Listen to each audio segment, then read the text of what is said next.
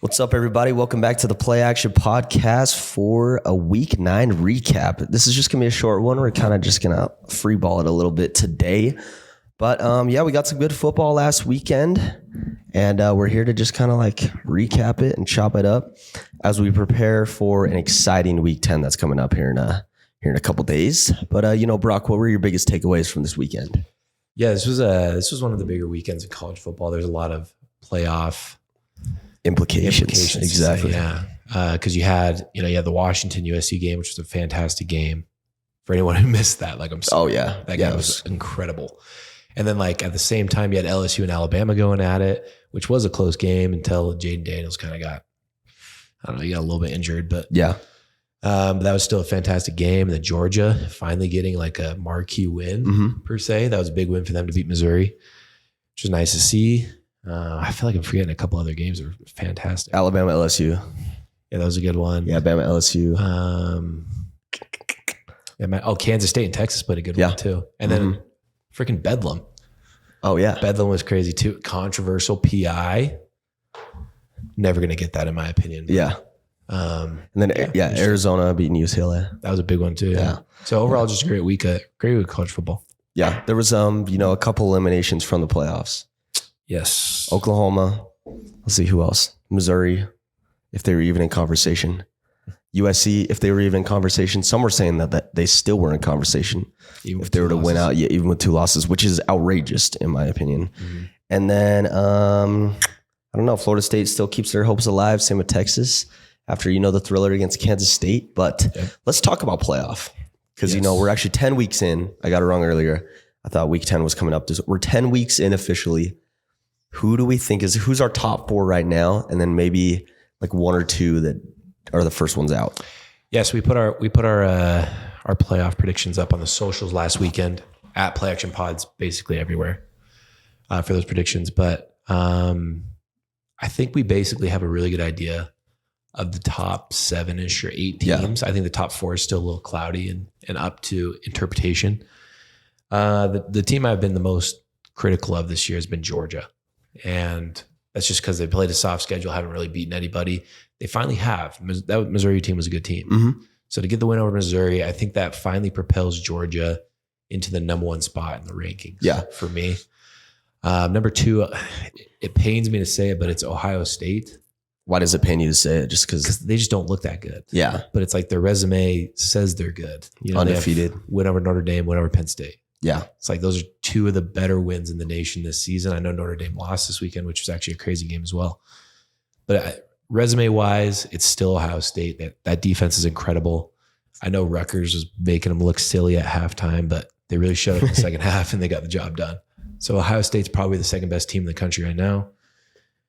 Third, for me, it's got to be Florida State. Really? Nobody's talking about Florida State. Yeah, they're kind of just like coasting through the season, undefeated right now. 9-0. They beat Duke earlier. They beat a Clemson team. That was a big win because I was on the road earlier this season. That's obviously we could talk about Clemson later and kind of what's unfolding there. And then obviously the opener against LSU, who's also a great team as well. So I do agree. I feel like it's because they haven't played as great of teams as of recent. But, people aren't talking about them as much as they should be because, they're serious national contenders, in my opinion. Yeah, and I think that Clemson win looks even better considering Notre Dame went down there and lost over the weekend. So for me, it's Florida State. The win over Clemson, the win over LSU, and the win over Duke. That just resume-wise and the way that they look on the field, that puts them at number 3 for me. I think number 4 is going to be a bit surprising for a lot of people because even I don't truly believe that this team should be the 4th best team. But again, based on resume, based on the way they've looked for the majority of the season, I think they should be the number 4 team in the nation right now. And that's Washington. Really? I think the Huskies should be number 4. Going to the Coliseum, I don't care how good or how bad USC is. That's a team full of 4 and 5-star kids. That's a tough place to play. So getting that win, especially over Caleb Williams, it's impressive. Pair that with Oregon, which is the best win in the nation right now. There is nobody who has a better win than Washington over Oregon. Because I think Oregon, if they win a couple games down the stretch, I think there's a real scenario where Oregon has to be in this top 4 because they look incredible. So I'd go Washington at 4. At 5 was a really tough one for me. because I wanted to put Oregon at 5 because I think they deserve to be at 5. They look really, really good. I'd probably say that if there's one team in the nation you don't want to play right now, it's the Oregon Ducks, because they just look better than everybody. But the problem is they lost to Washington on the road on a field goal and a couple other questionable decisions. So that's why we can't put them at 5 or even 4 or potentially even number 1. Because I think if they beat Washington, I think they could be the number 1 team in the nation right now. But I'm going to go Michigan at 5. It's just the right thing to do. You got to do you got to do the 5 undefeated teams in the top 5. I mean, for now. Well, I'm wondering if your decision has anything to do with potential scandals going on right now, or that's whatever. Yeah, this whole scandal situation just needs to end. I'm kind of sick of it. Yeah, personally, yeah. I'm sick of hearing it, and it seems like every week, like we mentioned before, they're just coming out with new leaks. It's the exact same with realignment. Yeah, it's like nobody cares. Just watch football games and be happy. Yeah. So. Yeah. First, it seems like we're watching like The Bachelor or something at this point. It's just drama. I just want to watch football. I want to watch these guys play football against each other. Yeah. I don't want to see this dude in the Central Michigan hat on the sideline. But I mean, we'll touch on that later, or maybe we won't even, because we're just kind of like sick of talking about it. But I was wondering if that had any impact on, them falling to 5, because, right now, are they second in the country in the playoff rankings? Yeah, they're second right now. No, I think they're third behind Ohio State. Yeah. Okay. Because it's Ohio State, Georgia, and then Michigan. But Michigan has the most to win this weekend. I think if they go on the road and beat Penn State, I think they really propel themselves up the rankings, maybe even above Ohio State, just because of, Michigan has looked very dominant in every team they've played. But at some point, you got to beat somebody, and they just haven't beaten somebody yet. So that's why I got them at 5. I think they're better than Washington. I think they're better than Ohio State. And I'd even make the argument that they might be better than Florida State as well. But they just haven't beat anybody. I can't put you ahead of them if you haven't beaten anybody. Yeah. I just can't do it. Well, they're going to get the chance to prove themselves starting this weekend. And then if they win that game, then it just makes it an even more intriguing matchup for the end of this year, which is it in the shoe? No, it's in the big house. Yeah, so, big house. They'll have the favoritism there, and they'll have the opportunity to be able to, prove themselves. But you got them at 5 right now. So, and then number 6, talked about a little bit earlier, the Oregon Ducks. Yeah, very unfortunate for Oregon, because I think if they beat Washington, you're talking about them as the number 1 team in the country. Yeah, because that offense is electric. So, would you could say tied for 5th, Oregon? I want to say tied for 2nd, but it's like. They lost to Washington, so in theory, I just can't do it. Yeah, I can't do it. But they did look good. They dominated a Utah team who just never loses at home. 18 straight wins at home. Yeah, and look, I'm wearing the shirt right now. So 18 straight wins at home. Went in there and just made them look like they're not even a home field advantage team. Yep. So Oregon's looking great, and they're gonna have a big one this weekend against USC. So that's our playoff rankings. As we approach week 11, I mean, the season's flying by, and it's getting sad. I wish there was a 12-team playoff this year, because there is legitimately, I could see like 8 or 9 teams, maybe 10, that like have a legitimate chance to go out and win the championship this year. I feel like easily, like there is probably the difference between, I don't know, I feel like there's a little drop off once you hit like maybe that 9 spot, like after Penn State and you get to Ole Miss. But I feel like there's, the top 10 looks pretty freaking good, and anything could happen. So, I mean, I wish we had the 12-team playoff this year, but we'll get it next year. And what else we got on the for today? I think we should just talk a little bit about some of the games over the weekend. Yeah. I want to start with probably the premier game of the week, in my opinion, and that was Washington USC. That was the Washington USC game. Yeah. 2 powerhouse offenses, and Michael Penix single-handedly made defensive coordinator lose his job. Yeah. And it is long overdue. Same with that running back too. Yeah. DJ Johnson. Long overdue. We've been talking about, USC, their defense is the reason that no one can really take them seriously, and why they're not national contenders. So, they finally made a move. Lincoln Riley was a little too loyal, Remind me his name. What's his name? Alex Grinch. Yeah. Okay. It's probably telling that I didn't know his name, because, he hasn't really proven to be anything special. but I feel like if I were to know his name, it's because of, how terrible his defense has been in recent years. They brought Grinch over from Oklahoma and, finally laying him off here at USC. Mm-hmm. But what a matchup it was between these two teams. Yeah, if you like defense, stay away. There wasn't a lick of it. It's weird because Washington is somehow sneaks by. It's probably because they're 9-0 and they're number 5 in the country right now. But their defense is just as bad as USC's. It's up there. It's up there. As just as bad. The fact that they're just not talked about as a poor defensive team just shocks me. Yeah. Because, I've said it multiple times. There's just nothing that Washington does outside of Michael Penix, the trio of receivers, and their offensive line that really wows me. Yeah. Their offensive line is elite. They have probably I'm not even say probably, they have the best trio of wide receivers in the country. And then Michael Penix is slinging it. So it's the offensive side of the ball, they're going to put up points, they're going to score. But when you look at the defense, it's like watching USC out there. Yeah. Yeah. I mean, they let Stanford put 33 up on them. Yeah. So, I mean, that's a huge red flag, letting that team do that to you. And then, maybe we'll see some issues throughout the rest of the season because they've been able to, get these wins by how, high powered their offense has been. But, when you start to play better teams and, potentially a Pac-12 championship, which right now it looks like they're going to be the team that's in there. Mm-hmm. And then potentially, New Year's Six bowl game or even a playoff, some of those holes and some of those defensive weaknesses are really going to start to shine. And it could cause some real issues when they're trying to, obviously compete to be national champions this year. Yeah. And I think there's a game that really needs to be on everybody's docket for the weekend. And it is going to be that Washington and Utah game because it's very similar to the Utah USC game from a couple weeks ago.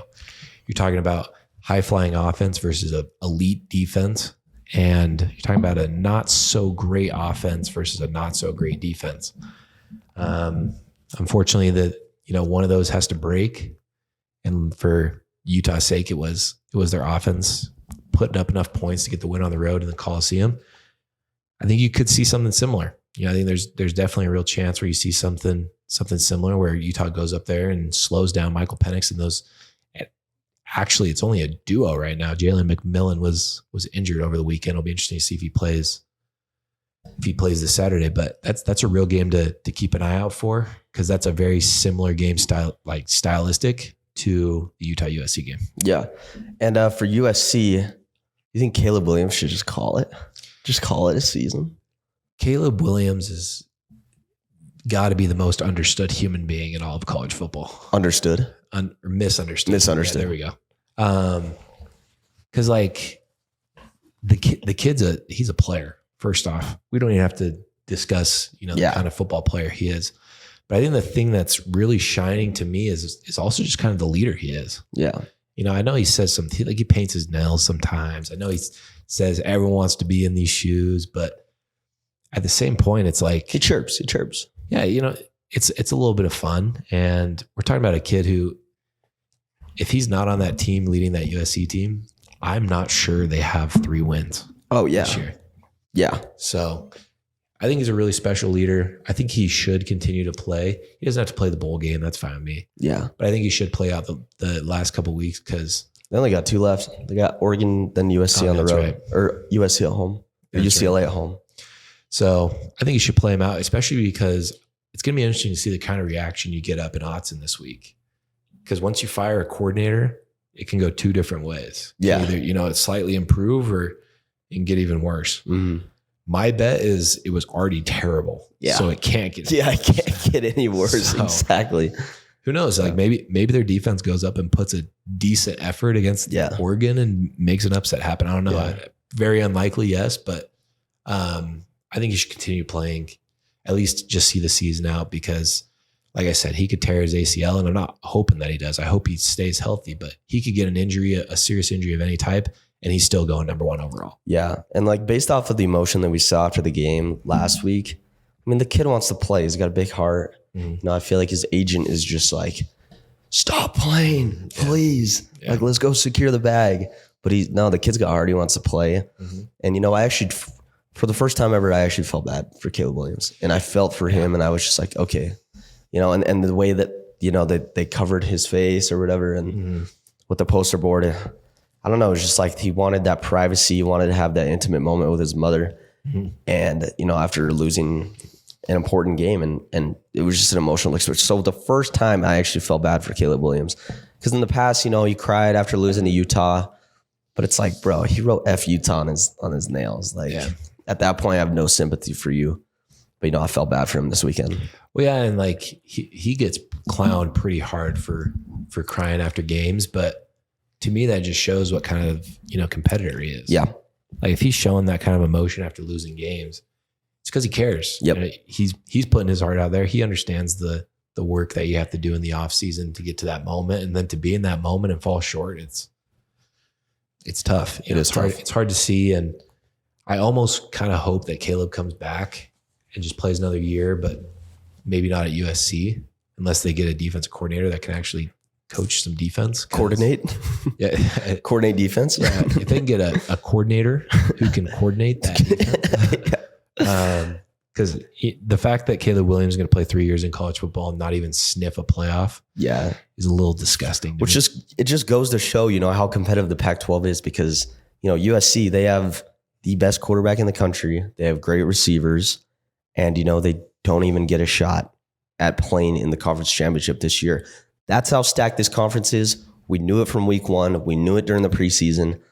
And, it's crazy to see it all pan out, and it's leading up to an intriguing rest of the season to see who's going to be competing in that conference championship and, hopefully fighting for a playoff spot. I hope that two teams go in there, maybe one being undefeated with Washington and then the other being a one-loss team, because then it would lead to, winners probably going to go to the playoff in that opportunity. And then, it's just something we haven't seen before, but yeah, it was a great weekend of football.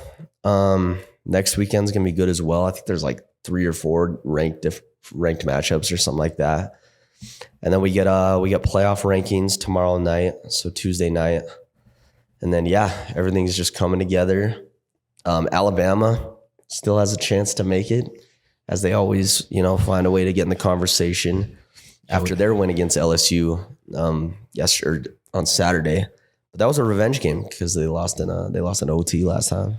Yeah, we actually need to have a quick conversation about Alabama, because it's starting to come together for them, and it's starting to become a little bit scary, actually. Yeah. Because Jalen Milroe has figured it out, like I kind of said he would earlier in the season. I remember, a couple weeks ago after the Texas game, I was like, this is a kid that just hasn't figured it out yet. Like the talent's there. You can see it with him. But it's like he just hadn't figured it out. Well, he's figured it out now. Yeah. Like I'm not saying what they did against LSU is super impressive, because LSU is basically the SEC version of USC. Yeah. Like they have elite quarterback play, elite wide receiver, like Malik Neighbors and Brian, Kelly? No, it's their other wide receiver. It's Malik Neighbors and then Brian, I can't remember his last name, but they're both elite receivers, and they're putting up numbers similar to a Justin Jefferson and a Jamar Chase. Oh, wow. Which is pretty unbelievable in its own right. But LSU is the exact same build as USC, just very good at quarterback. And Jaden Daniels, I would have never in a million years thought I'd be using the word elite next to Jaden Daniels' name. Or Heisman. Yeah. Potential Heisman. Because at ASU, he was awful. But yeah. It's hard to be good at ASU, though, as we're seeing this last weekend. That's true. But Alabama, it's starting to click for them, which is a little bit scary, because if there's one team in the nation that's built to beat Georgia, it is Alabama, because they recruit very similarly. And right now, if I'm building a college football team, I'm taking Jalen Milroe over Carson Beck. So, absolutely. It's getting a little bit scary down there in Tuscaloosa. Everyone counted them out after a loss week 2 to Texas, but watch out. If there's a sneaky team that could run the table the rest of the way and get into the playoff, for me, it's Alabama. Yeah, which is crazy that, Alabama is considered potentially a sneaky team, because that is just never the case. Never the case, except for these last maybe 2 years. Yeah. So the fact that Alabama is potentially a sneaky team is just bizarre to me. But I think if they run the table, They beat Georgia, obviously, in the SEC championship. They're in. They're definitely in. So, don't count them out. They proved to be contenders this weekend against LSU, and we'll see how things move forward for them. Any other teams that you want to cover before we wrap things up? Probably just talk a little bit about Oklahoma real quick. Yeah.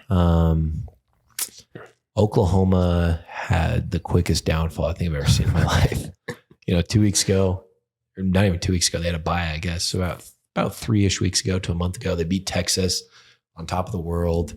Nobody can stop them. Then they go on a bye week. They look terrible against UCF. Probably should have lost that game. And then they go to Kansas. Kansas gets them. And then, they play the Bedlam rivalry. Last time, 110 years that they've played. Last time it's ever going to be played because Oklahoma State has put their foot down. Really? Said they're not going to play them. Ever? They don't plan on it. Ooh. I'm sure that will change. It's kind of just like a, salty little brother move. Oh, yeah. That shit was personal for sure. So, but the fact that they won the last one for who knows how long is very interesting. Yeah. But oh yeah, it was definitely that was the talk in the locker room. It's like, hey guys, these guys want to leave us. Let's send them off the right way. Yeah. And they got it done. But Brent Venables, man, he was being talked about coach of the year. Oh yeah. Changing Oklahoma around, and now they're out of the playoff. I don't want to get too far ahead of myself, but they might be out of the Big 12 championship race as well, because Kansas and Oklahoma State are right there, and they both have the wins over the tiebreaker. Yeah. So it's crazy how quickly things can change. But Oklahoma, what a fall! Yeah, I would love to see. I don't spend a lot of time on Twitter. I know that you do, but I wonder, if there was a little bit of downfall, from that fan base. There was downfall by a particular fan. Oh yeah, you want to name that particular fan? It's rhymes with like wig, wame, woomer. Like that. I don't know. Slig, wig, woomer. Something like that. Yeah. Yeah. I can't quite grasp his name. Oh man. Yeah. That fan base got to be going through it. He put a post up about it, and I responded with a comment. I love responding to Big Game Boomer just because I respect the guy because he knows what he's doing. Yeah. He will engagement farm like the hell out of everybody. Yeah. And he will do it with the biggest smile on his face. And everybody gets so pissed off about it. And I know he's just sitting there collecting that check. He's just getting his check from all the interactions, all the engagements. So he doesn't care. He's sitting back in his high chair, just enjoying it. But so respect to him. But yeah, I commented something like this copium is crazy or something like that. It did pretty well. I'm pretty proud of myself. Yeah, good job. But, Brock's been on the Twitter grind. He's been grinding, on other graphics for other socials. So make sure you give those a follow at the Play Action Pod. And I think that's going to wrap things up. We just did a quick one today. We took a week off of recording last week, but we'll be back to two episodes a week. And we're also in this like new studio looking room. So you can expect some more content out of here as we move forward.